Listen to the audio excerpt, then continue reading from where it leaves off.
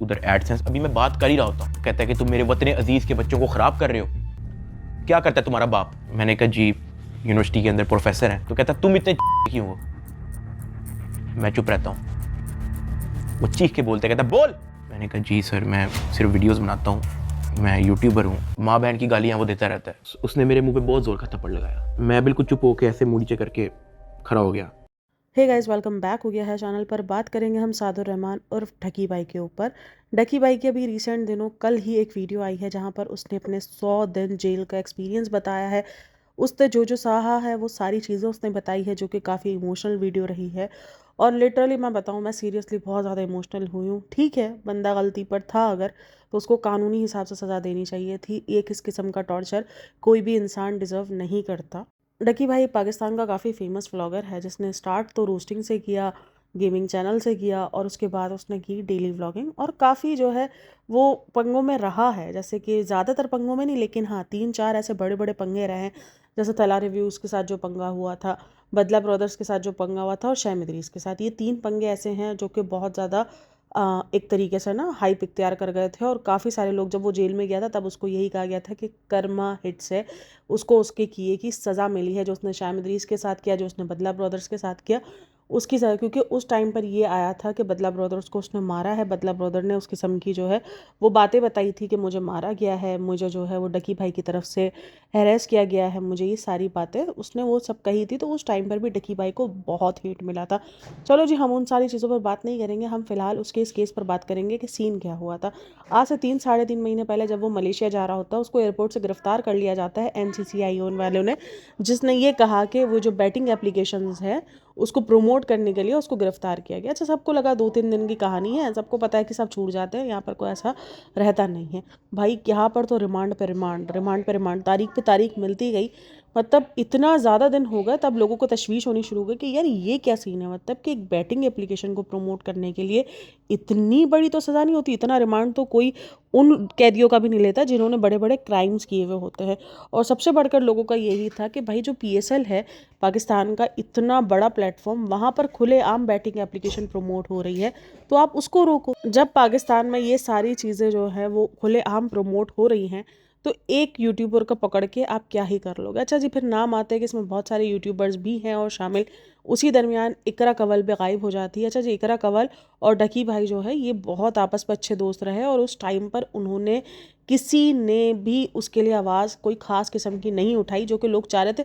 Even जो उसका fan base था वो भी गायब हो चुका था, क्योंकि जब NCCI और ये सारे लोग शामिल हो जाते हैं ना, तो लोगों को डर लगना शुरू हो जाता है कि यार यहाँ पर कुछ सीन ख़राब ना हो जाए, क्योंकि हर किसी को अपनी परवाह होती है भाई यहाँ पर। तो उस टाइम पर किसी ने भी उसका साथ नहीं दिया, किसी ने भी नहीं, किसी का मतलब किसी ने भी नहीं। इतने सारे लोग थे इसके भाई, सोशल मीडिया पर उसने काफ़ी सारी दोस्तियाँ बना के रखी थी। लेकिन बहरहाल ये चीज़ चलती रही, और 3 महीने उसको जेल में रखा गया। 3 महीने में उसको 23 दिन के रिमांड पे रखा गया, जो कि उस टाइम पर तो देखो सबको यही लग रहा था कि कंट्री हेड है, जिसको बहुत बड़ा बताया गया कि भाई कंट्री हेड, यानी कि वो इधर के बच्चों को बिगाड़ने का एक तरीके से उसका ठेका लिया हुआ है। आई नो बैटिंग एप्लीकेशंस अच्छी नहीं होती हैं। ये एक तरीके से इन्फ्लुएंसर्स की जिम्मेदारी बनती है कि अगर आप कोई चीज़ प्रमोट कर रहे हो तो वो क्या चीज़ प्रमोट हो रही है, क्या उसका इम्पैक्ट पड़ेगा, ये सब कुछ आपको सोचना चाहिए है। बट लेकिन इसकी सज़ा कोई भी इंसान ये सब डिज़र्व नहीं करता जो उसके साथ हुआ है। अच्छा जी, फ़िलहाल डकी भाई की तरफ से कुछ भी ऐसा निकल के नहीं आ रहा था। सिर्फ जो भी आ रहा था, वो जो सरफराज बंदा था वो ही आकर बयान दे रहा था, वही सब कुछ बता रहा था। तो उस हिसाब से डकी भाई बहुत ही गंदा नज़र आ रहा था कि भाई वो बहुत ही ज़्यादा गंदगी में है।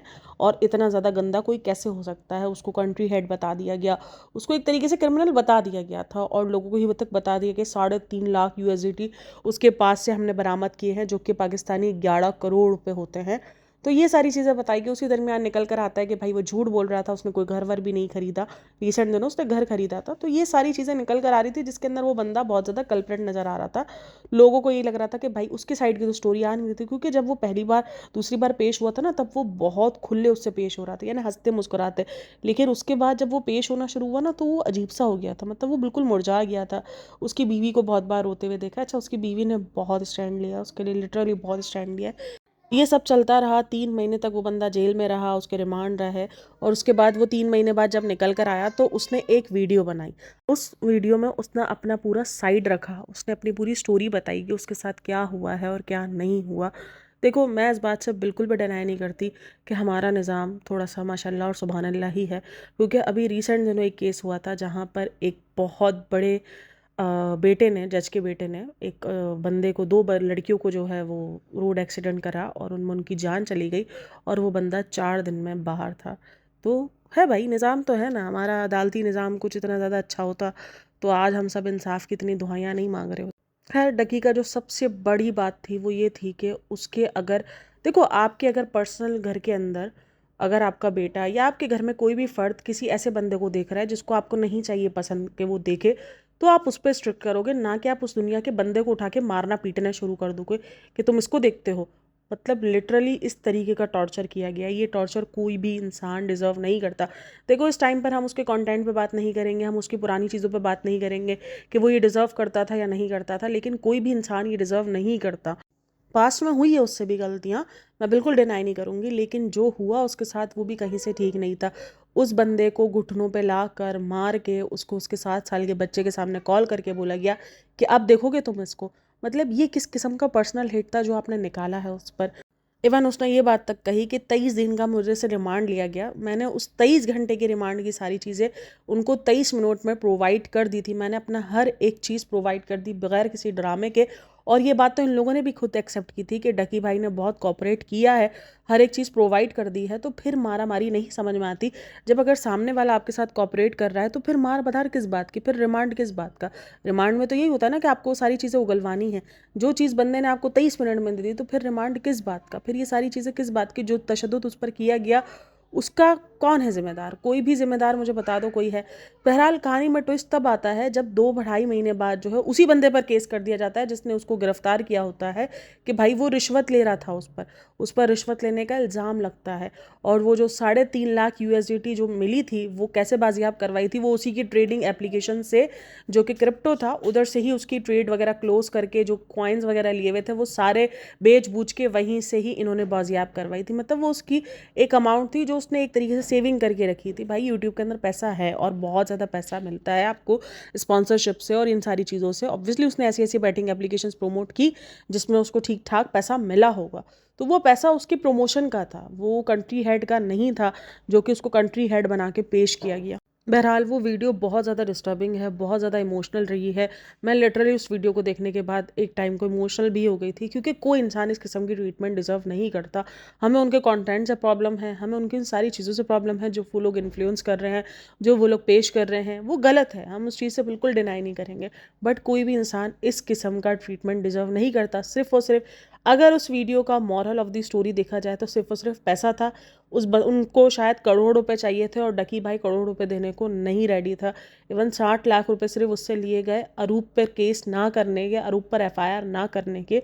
तो ये सारी चीज़ें हुई हैं। बहरहाल, फाइनली जो सच था वो आया है सामने। देखो, गलती पर वो बंदे थे क्योंकि वो रिश्वत मांग रहे थे, तो इसलिए हम यहाँ पर ये बात कहेंगे कि गलत तो हुआ है। रिश्वत के लिए, अगर कुछ चंद पैसों के लिए आप किसी इंसान को इस हद तक टॉर्चर कर सकते हो, मैं यही देख रही हूँ यार। पैसा बहुत गंदी चीज़ है भाई। उस 52 मिनट की वीडियो में उसने हर एक चीज़ बताई। फिर उसने अपना एक बिग ब्रदर के नाम से एक बंदा बताया जिसको काफ़ी लोग जो बोल रहे हैं वो FIA का है, कुछ लोग बोल रहे हैं वो आर्मी का है। यही सारी बातें चल रही हैं। बहरहाल, वो बिग ब्रदर कौन है वो इतना ज़्यादा किसी को खुल के नहीं पता है, लेकिन हाँ, एक बंदे ने उसकी बहुत हेल्प की।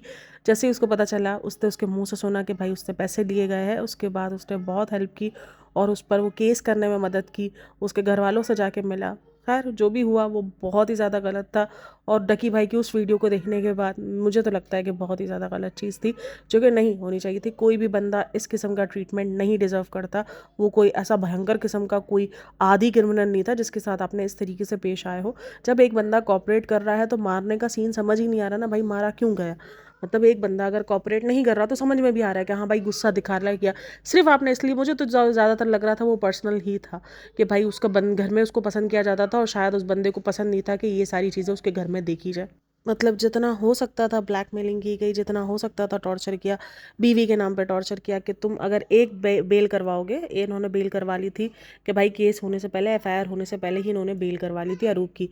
तो ये कहा गया कि तुम एक केस में करवाओगे, मैं 50 रुपये का पेपर लेकर मैं हज़ारों केस कर लूँगा, कितने केसेस पर तुम बेल करवाओगे। तो इस किस्म की ब्लैकमेलिंग की गई। फिर 60 लाख रुपए लेने का कहा गया। ये सब डकी ने अपनी वीडियो में कहा है।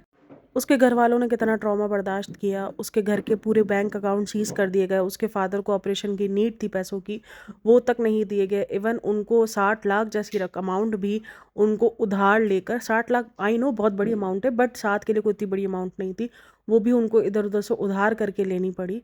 और ये सारी सिचुएशन उसने बताई है, उसने अपने एक तरीके से आप बीती बताई है, जो उसके साथ मुझे लग रहा है कि बहुत बुरा हुआ। काफ़ी सारे लोग इस बात को लेकर कंसोल कर रहे हैं। देखो आई नो काफ़ी जगहों पर वो गलत है और होगा भी, लेकिन कहीं से भी वो ये ट्रीटमेंट डिज़र्व नहीं करता। हम उस ट्रीटमेंट के अगेंस्ट हैं कि ऐसा ट्रीटमेंट किसी के साथ भी पेश नहीं होना चाहिए। मतलब कोई भी इंसान अगर आपके साथ कार्रवाई में बात कर रहा है, कार्रवाई में आपके साथ दे रहा है, तो फिर वो मार कैसे डिज़र्व करता है। मैं तो सिर्फ एक ही बात बोलना चाहूँगी। खैर आप लोग का इन सब में क्या कहना है मुझे लाजमी बताना। अगर आप लोगों ने डकी भाई की वीडियो देखी है, क्योंकि वो वीडियो 11 मिलियन क्रॉस कर गई है जस्ट एक दिन में, तो यकीनन, और ज़्यादातर कमेंट्स अगर मैं रीड कर रही हूँ तो वहाँ पर काफ़ी सारे लोग उसके साथ हैं। इवन जो शैम इदरीस जिसके साथ उसका पंगा भी हुआ था, उसने भी उस वीडियो पे कमेंट किया है कि भाई पर्सनल ग्रजेस हमारे अलग जगह पर है, लेकिन ये जो हुआ है ये बिल्कुल भी ठीक नहीं है, ये गलत है। तो हर एक इंसान ने उसके साथ कंसोल दिखाया है, उसको हिम्मत दी है कि भाई हिम्मत करो। जाहिर सी बात है अभी फ़िलहाल जिस चीज़ से वो गुजर कर आया है वो एक तरीके का ट्रॉमा है उसके साथ। आप लोग इन सब में क्या कहना है मुझे लाज़मी बताना। बाकी अपना बहुत सारा ख़्याल रखना। मिलते हैं नेक्स्ट वीडियो में, तब तक के लिए टेक केयर, बाय बाय, अल्लाह हाफ़िज़।